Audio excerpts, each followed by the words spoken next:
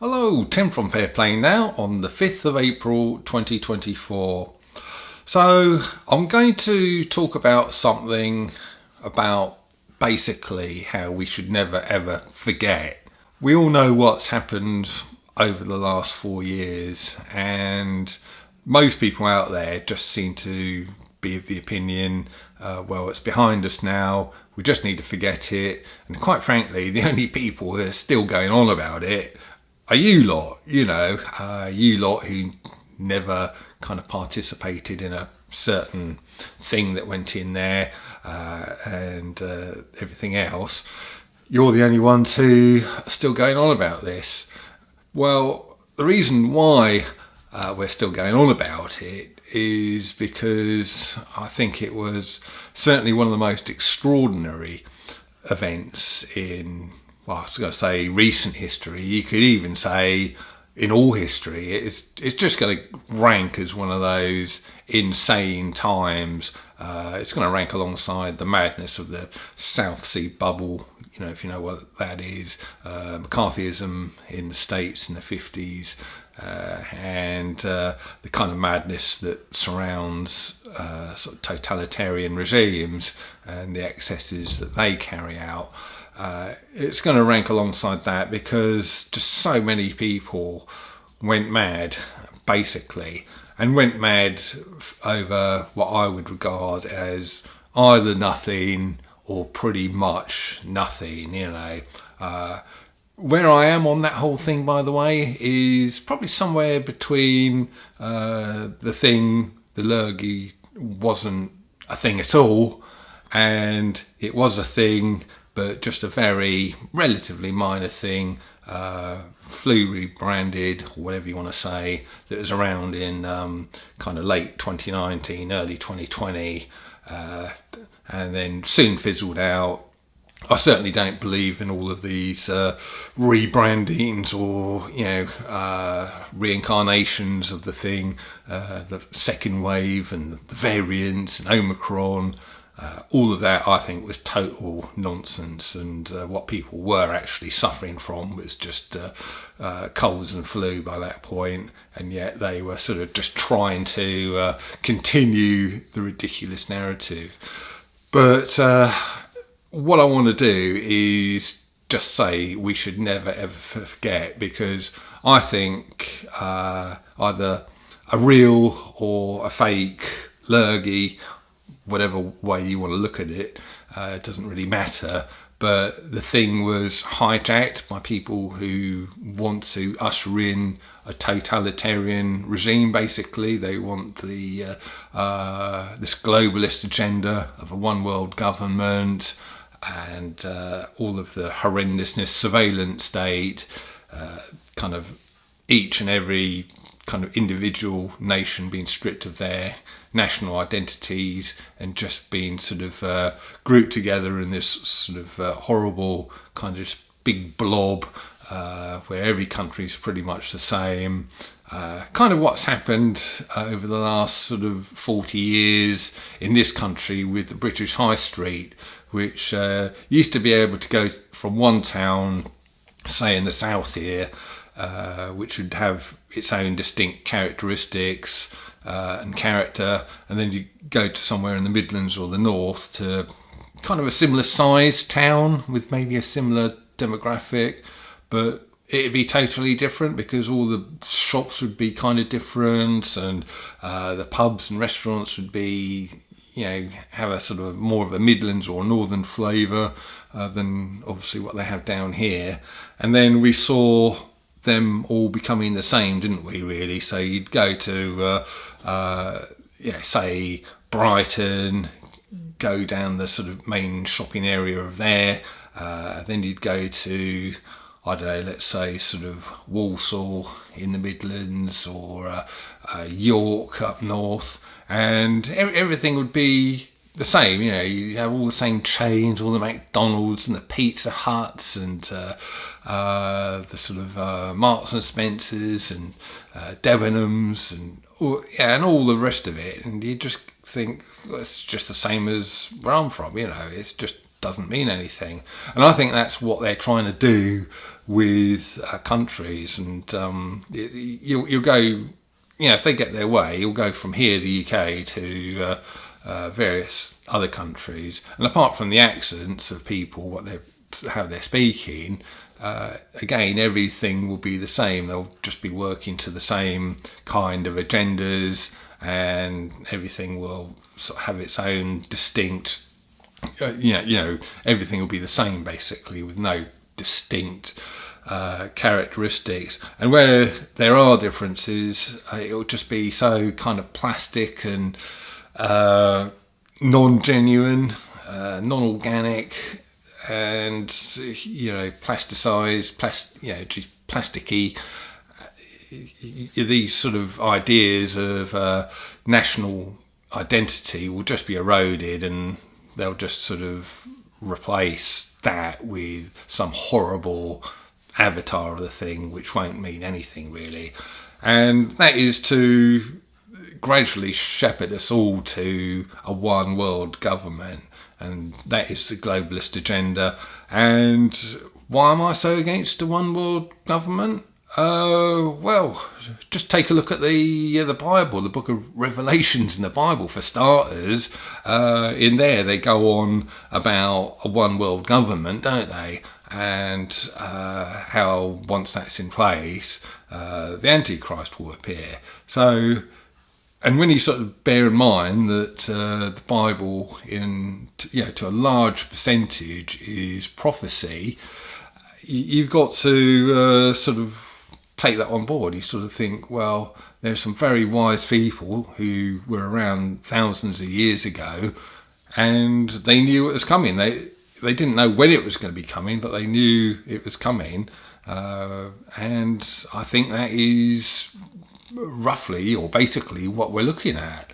So, yeah, and that is just one reason, and I think in itself, a huge reason to be suspicious of any kind of talk of a one world government. And if you see anything to do with stuff like a European army, which will eventually be a global army, that will morph into a global army eventually, that is just tiptoeing towards a one world government. So we really need to be very, very careful of this.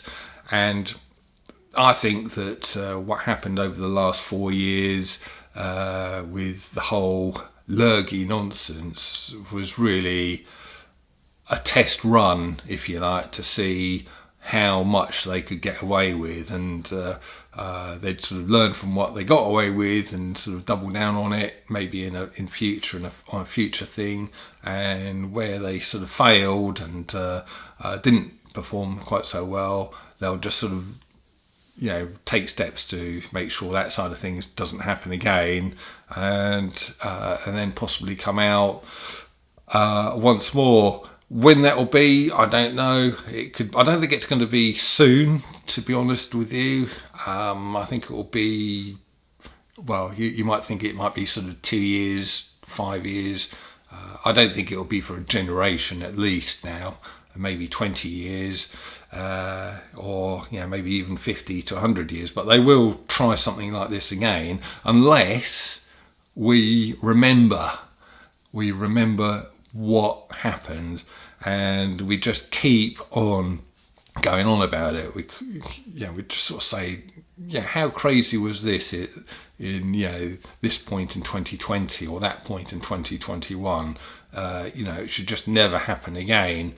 And I think the more personal experiences and testimonies we can get together on this, the better. And then we can form an historical record to really show people in times to come what happened, what exactly happened, and give them a lesson, really. Just sort of say, well, look, this is how they did it. That's how they got away with this and that. And just be on the lookout for it. Be on the lookout for psychological trickery, because your mind can be tricked with propaganda and various other things. You need to look out for this, and this, and that will sort of hold true for generations to come, because human psychology doesn't change. The human mind is the same now as it was thousands of years ago, and the same as it will be in thousands of years' time. So all people need to do is be aware of a bit of psychology and how it can be hijacked, because your psyche can be hijacked. You might think, no, Tim, you're talking rubbish there. I know my mind. No one can sort of hypnotise me or trick me. Sorry, but they can. If you've got a mind and you're human, you can be tricked. You can be psychologically tricked, and your psyche can be hijacked. But all you need to do is learn a few sort of simple tricks, or learn their tricks, and learn a few defensive tactics, and it won't happen to you. And then you can sit there and say, no, I know all the tricks, it won't work on me. But until you know that, you're not in a position to do that.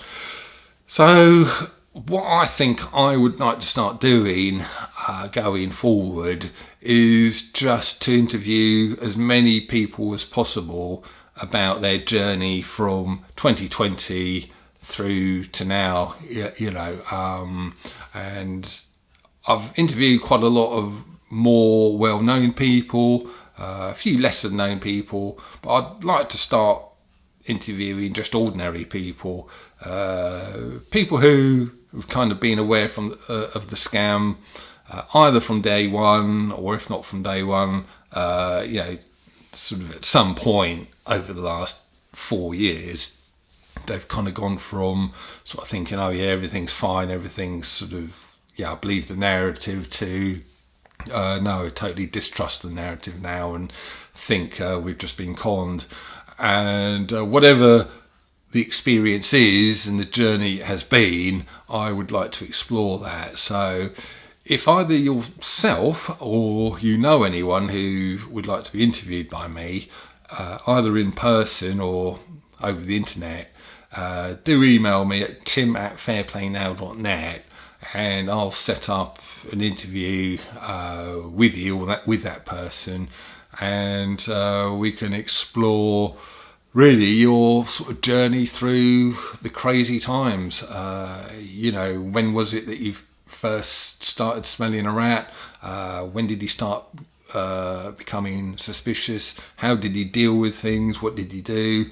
And if I, over the period of maybe the rest of my life even, I sort of build up a portfolio of dozens or hundreds of interviews.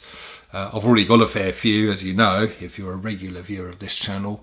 But if I can really build up, that kind of thing, that would then sort of show people in years to come how we were tricked and how we were conned and how people dealt with it. So I think that might be a very valuable thing to do. And no need to rely on me. If you sort of want to just pick up your phone and start going around interviewing people and uploading it, you could even send a video to me actually. If you kind of pick up your phone, go and interview someone or interview yourself kind of thing, with your sort of experiences, and then just send the video to me. I'll tell you how you could do that, and then I can put it on my channel if you want. We can do that kind of thing as well. So I've kind of waffled and rambled on here a bit, haven't I, really? But we need to just never forget what happened, because human psyches were hijacked. We came very close. We came that close to becoming basically a one world totalitarian entity, and it's only because a lot of people pushed back against it that the powers that shouldn't be were forced to retreat. And we just need to make sure now that they never come back, and the way we do that is we just never ever forget what happened and what they did. So with that thought, I'll leave it. And like I say, if you want to be interviewed or anything like that, do get in touch with me at my email address, tim@fairplaynow.net, and look forward to talking to you if you want to do that. Otherwise, I'll be back soon. Tim from Fair Play Now, thanks for watching.